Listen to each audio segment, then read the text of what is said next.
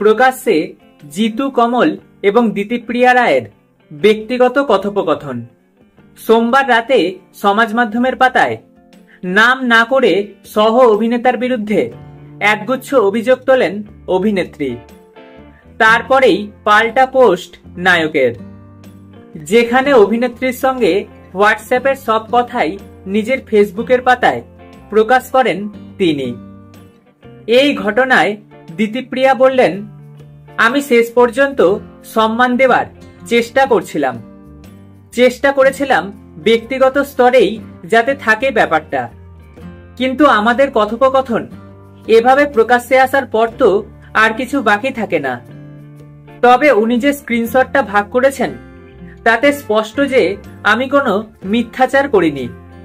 মজার ছলে কেউ কাউকে প্রেগনেন্ট কিনা প্রশ্ন করতে পারে, আর তো আমার কোনো বাধা রইল না, আমিও সবটাই প্রকাশ্যে বলতে পারি।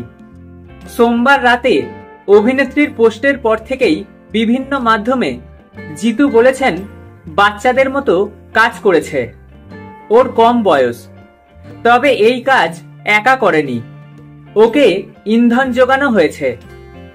কিন্তু দিতিপ্রিয়া যে সাজানো ফাঁদে পা দেবে তা বুঝতে পারিনি।